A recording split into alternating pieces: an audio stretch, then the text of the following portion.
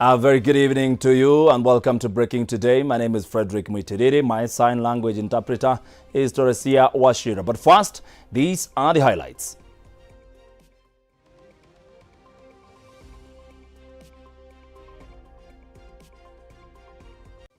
TRT Member of Parliament has been arrested over the recent banditry attacks in Kapedo. Government announces plans to mitigate the third wave of the desert locust infestation. And Joe Biden's ends funds diverted to Mexico border wall as he signs his first executive orders.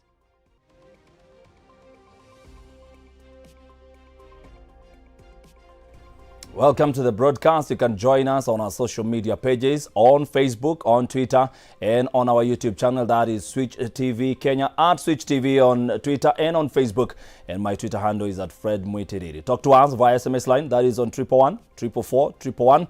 Tell us where you're watching us from and what do you think of our bulletin. These are the stories. Now, William Kamket, the Member of Parliament for TRT constituency, has been arrested over the recent banditry attacks in Kapedo. The Voko MP was arrested in Nairobi today by detectives from the Directorate of Criminal Investigations, DCI, and detained at Kileleshwa Police Station. Amkana Samuel reports. TRT Member of Parliament William Kamket has been arrested over the recent banditry attacks in Kapedo, Baringo County. He is accused of being involved in the oath-taking of some youths who turned on their anger to the police, killing senior police officers, injuring two others in the process. The vocal Member of Parliament was arrested in Nairobi today by detectives from the Directorate of Criminal Investigations and detained at the Kileleshwa Police Station. He is expected to be taken to Nakuru where he will face the charges. Police sources said he could be questioned on the growing conflict between communities in the volatile Kapedo area, Turkana County, which has been rocked by insecurity in the past few days. It is believed that the ongoing intercommunal clashes are caused by boundary disputes around Kapedo area that straddles Turkana and Baringo counties. Part of our country has been very costly to us in the security sector. We have lost security officials there. We have lost Ngao officials there. We have lost innocent Wananchi. This comes just a few days after the Interior Cabinet Secretary Fred Matiang'i sent a stern warning to leaders and radio stations in northern Kenya from propagating hate speech and conflict among the communities. It is funded, and I want to say this, it is funded. We are in hot pursuit of certain people, including leaders. And I want to assure the country on this particular score, we are going to act very decisively. A fortnight ago, 6 bandits were killed after a long night battle between police and the bandits. Leaders from the region are calling for peaceful ways of ending the conflict. Namkana Samuel, Switch TV, Nairobi. All right, let's go to Matungu, where UDA party pitched camp in Matungu constituency to campaign for their candidate Alex Lanya, with 6 independent candidates stepping down to back the Hustler's candidate. Every speaker that took to the podium accused the ODM party of playing politics and taking for granted the locals. They have alleged that their candidate, David Were, is not from that constituency. Robert Ouma with the story. The team led by Benjamin Washali and the former Kakamega Senator Bonica Luhale said that they hope with almost 6 aspirants stepping down to back UDA's Alex Lanya, he will win with a landslide in the upcoming Matungu's by-election. The leaders were speaking as they traversed Matungu, campaigning for their candidate and presenting his manifesto to the locals. They warned ODM's Junet Mohamed against misleading the constituents. Ati mukichagua Were kuwa mjumbe wa Matungu, yeye ataenda amweke kwa komiti ya agriculture. Nataka Junet asikie kwamba wakati ule anafikiria kuchagua Were kuwa member wa komiti ya agriculture, mimi Washali nilikuwa nimechukua Were kuwa chairman wa transport. On his part, the UDA's party candidate is optimistic to win the seat and finalize the project initiated by the late Member of Parliament Justice Murunga, who passed on last year November. Nataka kuhakikishia ya kwamba mukizalisha huyu mtoto tarehe 4 mwezi wa 3, mimi nitatembea na hasla wetu aste tuhakikishe maendeleo Matungu imefanya nini? Kalwale, however, pointed out that it is time for leaders aiming at development to take charge, mentioning that what happened in Msambweni's by-election is a clear sign that citizens are ready for change. Sisi tumeamua mimi na Washiali kwamba tutafata siasa ya maendeleo. Na katika all the senior politicians ambao wako saa hii, kiongozi mwenye ameweka kwa mdomo yake jambo maendeleo ni William Simiyu Ruto. Kalwale mentioned Deputy President William Ruto as the best example of a leader with a vision. Polisi ikaja na kura kwa Nissan, mkaingia kwa Tallying Center, na sisi tukakataa. Na mwishowe Msambweni mkapata jamutema kuni. The leaders insisted that it is time for change and that is their focus. Robert Uma, Switch TV News. Boni Kalwale saying that he's now William Simiyu Ruto. All right. ODM leader Raila Odinga has continued his BBI popularization tour in Nairobi's Westlands area, calling on Kenyans to shun the class war which he is accusing Deputy President William Ruto of propagating. Backing the BBI as the vehicle for change, Raila has said that the Hustler movement cannot bring meaningful change to the country. In a rare change of tack, ODM leader has hit at the Jubilee administration, saying it has failed to accomplish some of the promises it had made in 2017, like the laptop projects for primary school pupils and 1 million jobs promised to the youths. Moving on, the government is ready to mitigate the third wave of the desert locust infestation. This is according to the Agriculture Cabinet Secretary Peter Munya. Munya says the ministry has set aside money to purchase enough aircraft, chemicals and machinery to enable the process of spraying the hungry insects that are posing a threat to food security in the country. John Ketunyi reports. Some East African countries are facing a third wave of the locust infestation after unsuccessfully dealing with the past waves in 2020. In Kenya, several immature swarms are arriving every day and spreading west throughout northern and central areas. Swarms have now been seen in 7 counties, that is Wajir, Garissa, Marsabit, Samburu, Laikipia, Isiolo and Meru North. A few swarms are starting to mature in the southwest. Hopper bands are present near Taita Taveta and on the coast could form swarms shortly. Heading towards the planting season in Kenya, there are worries that the locusts will destroy crops in a country that heavily depends on agriculture. Already there have been warnings of food security in the locust epidemic will cause more damage to the farmers, but the government has assured farmers that plans are underway to stop more breeding and traveling of the desert locusts. Contingency measures to make sure that we have enough resources for this emergency, you can be sure we have. We have under meeting with our partners. We've looked at the basket we have in terms of resources. We don't have a challenge of resources. Of course, as I've said, the invasion the magnitude is not very predictable because of so many variables in terms of weather, in terms of the numbers that are in those countries. And therefore, we still welcome any support we can get from any development partner who would want to chip in. The locust invasion started in the West Asia and crossed the sea to the Horn of Africa, with this intrusion attributed to climate change that was majorly influenced by unusual rain patterns, forcing Somalia to declare it a national emergency, citing a threat to food production. The first wave got authorities unprepared, and planes have been used to spray huge numbers of locusts with pesticides. In case of more infestations, millions of people in the East African countries are in danger of starvation. UN reports show that a total of $76 million is needed to stop more breeding of locusts and to stop them from flying to neighboring countries of Uganda and Sudan. As conditions remain dry in some areas, the swarms are expected to disperse throughout the southern Ethiopia and north-central Kenya. Any rainfall that occurs in the coming weeks will cause swarms to mature and lay eggs that will hatch and give rise to hooper bands during February and March. Reporting for Switch TV, my name is Joan Kutun. We shift our focus to U.S. politics, where President Joe Biden and Vice President Kamala Harris' inauguration ceremony was one of a kind. The two were inaugurated yesterday in a colorful ceremony that followed after their success in the November 2020 elections. Our reporter Emmanuel Terrell compiles the details of the celebrations, taking us back to Washington, D.C., where the event was held.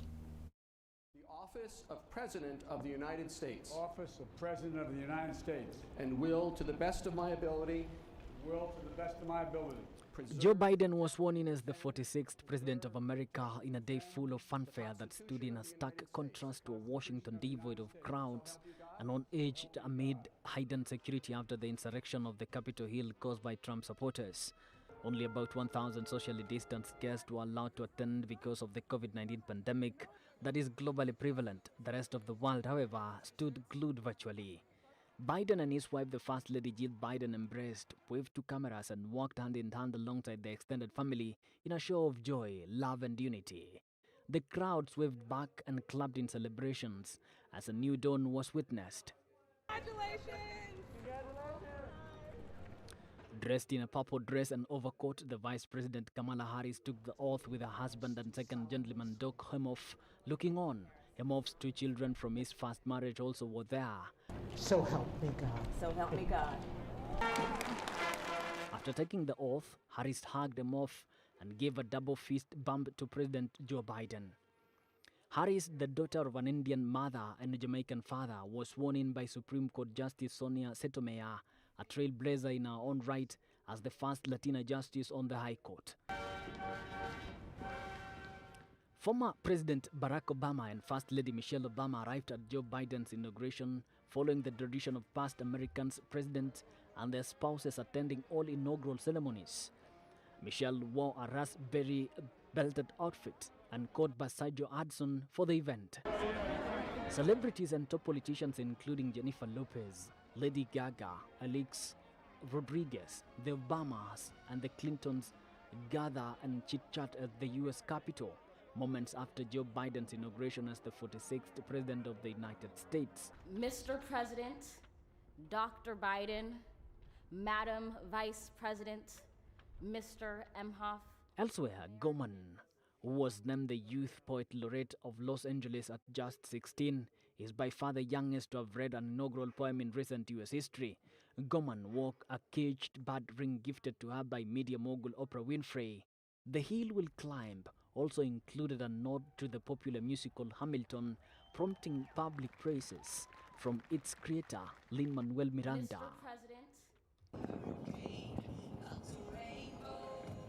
President Joe Biden and First Lady Jill Biden watched fireworks over Washington, D.C. at the end of the new president's inauguration day.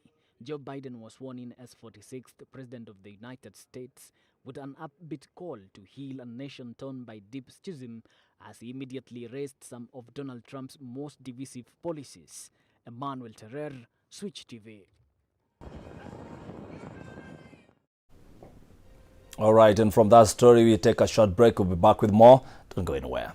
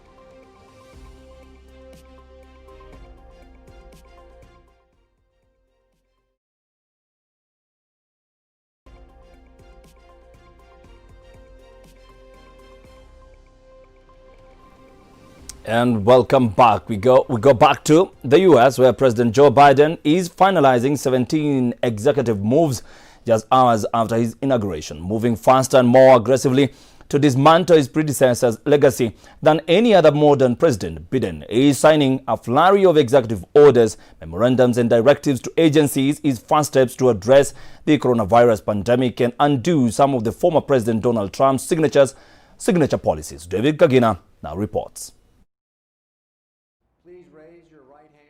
Despite an inaugural address that called for unity and compromise, Biden's first actions as president are sharply aimed at sweeping aside former President Donald Trump's pandemic response, reversing his environmental agenda, tearing down his anti-immigration policies, bolstering the teetering economy recovery, and restoring federal efforts to promote unity in diversity.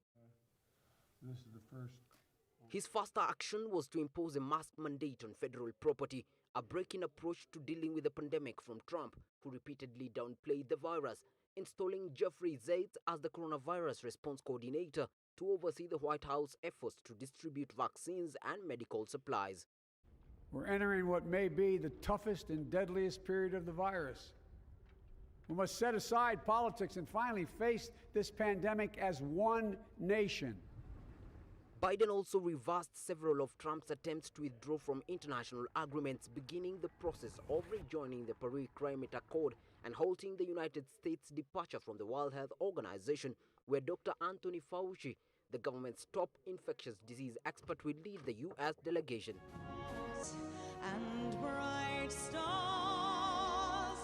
With an executive order, Biden has boosted the Deferred Action for Childhood Arrival program that protects from deportation immigrants brought to the United States as children, a program Trump sought for years to end, the order calling on Congress to enact legislation providing permanent status and a path to citizenship for those immigrants.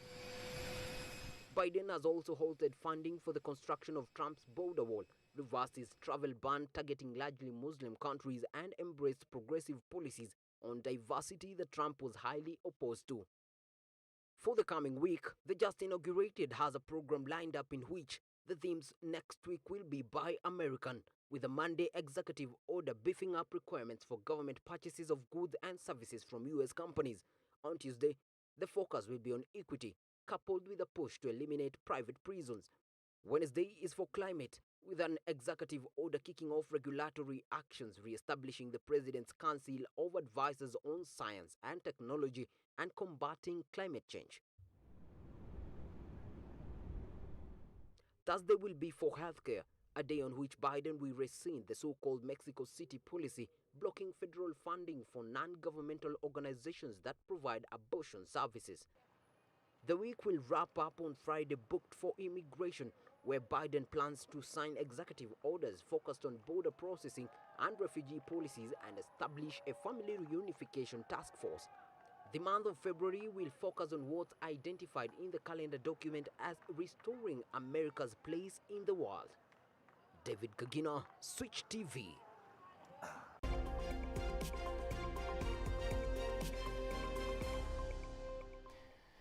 All right, it's time to talk business. Good evening and welcome. My name is Cliff Fondubi. Now, youths in Kenya have been challenged to exploit their talents and creativity for income-generating opportunities as a way of tackling the rising unemployment. In a keynote address during a webinar organized by Konza Technopolis Development Authority to discuss the role of the creative sector in building the digital economy, Cabinet Secretary for ICT, Innovation and Youth Affairs, Joe Musheru, noted that many countries have leveraged on the creative sector to create job opportunities and boost their income.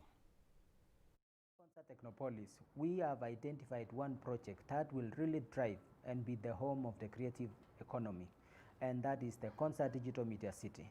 The Concert Digital Media City is a project that we've worked together with the support of the Korea government and also from lessons learned from Korea. So I think as a nation, we need to focus and see how do we continue building this value chain from farm to fashion, where the farmers also know that they're important, they get good, when they get good yields, they're able to also earn a living out of that. I think a time has come now for Africa to be able to showcase to one another the content that we have. We have for too long been consuming Western content, so much so that we still think that African content is not up to par.